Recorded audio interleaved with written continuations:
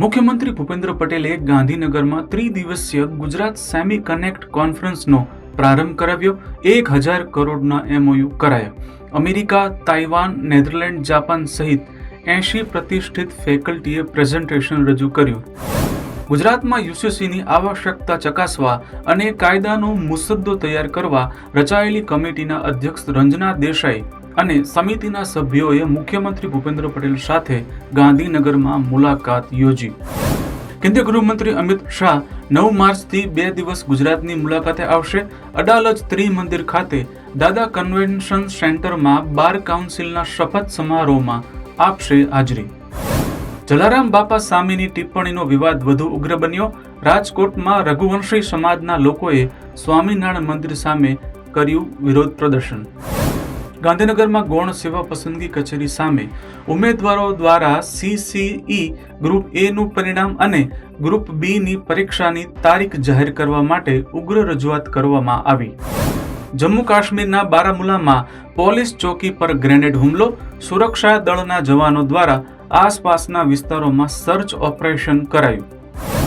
બેંગ્લોરમાં સોનાની દાણચોરીનો પર્દાફાશ. DRIએ બેંગલુરુના કેમ્પેગૌડા આંતરરાષ્ટ્રીય એરપોર્ટ પર 12 કરોડ 56 લાખ રૂપિયાની વિદેશી મૂળની સોનાની લગડીઓ લઈ જતા એક મુસાફરને અટકાવ્યો. મુસ્લિમ ફેડરેશન ઓફ આંધ્રપ્રદેશે નેલ્લોર જિલ્લા કલેક્ટરને છાવા ફિલ્મના તેલુગુ સંસ્કરણની રિલીઝ અટકાવવા માટે ફરિયાદ કરી.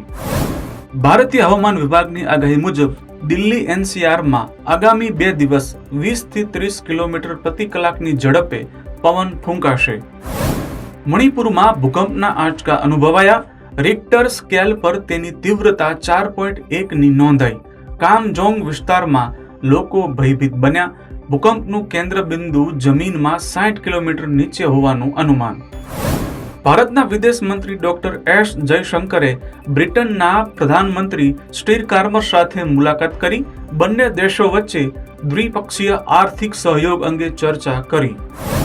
ભારત સામે ચેમ્પિયન ટ્રોફીની સેમીફાઇનલમાં હાર્યા બાદ ઓસ્ટ્રેલિયાના સ્ટીવ સ્મિથે વન ડે ઇન્ટરનેશનલ ક્રિકેટમાંથી લીધો સંન્યાસ. સ્મિથે 170 ODIમાં 5800 રન જ્યારે 12 સદી અને 35 અર્ધ સદી નોંધાવી છે. ઔરંગઝેબની પ્રશંસા કરતા નિવેદન બાદ મહારાષ્ટ્ર સપા નેતા અબુ આઝમી સામે સ્પીકરની કાર્યવાહી. વર્તમાન વિધાનસભા સત્રમાંથી અબુ આઝમીને સસ્પેન્ડ કરવામાં આવ્યા. તાલિબાને પાકિસ્તાન સાથે જોડાયેલી તોરખામ સરહદ પર કબજો કરવાનો દાવો કર્યો. આ સરહદ પાકિસ્તાન અફઘાનિસ્તાન વચ્ચે ખૂબ જ મહત્વપૂર્ણ, જેના દ્વારા બંને દેશોનો વેપાર અને દૈનિક જરૂરિયાતો પૂર્ણ થાય છે. આસામના મુખ્યમંત્રી હિમંતા બિસ્વા શર્માની મોટી જાહેરાત. જાગી રોડ ઇલેક્ટ્રોનિક્સ સિટીનું નામ બદલીને રતન ટાટા ઇલેક્ટ્રોનિક્સ સિટી રાખવામાં આવ્યું. આસામ સરકારે દિવંગત ઉદ્યોગપતિને શ્રદ્ધાંજલિ આપી. ઉત્તરાખંડના ચમોલીમાં મોટી દુર્ઘટના. પહાડ પરથી ખડક ધસી આવતા હેમકુંડ સાહિબ જતો એકમાત્ર પુલ તૂટ્યો. પવિત્ર તીર્થ હેમકુંડ સાહિબના કપાટ 25 મેના રોજ ખુલશે. તૂટેલા પુલને કારણે યાત્રાને અસર થવાની શક્યતા. મહારાષ્ટ્રના સપા નેતા અબુ આઝમીએ ઔરંગઝેબની પ્રશંસા કરતા યુપીના મુખ્યમંત્રી આદિત્યનાથ થયા ક્રોધિત. કહ્યું, અબુ આઝમીને યુપી મોકલો, અમે તેનો ઇલાજ કરીશું.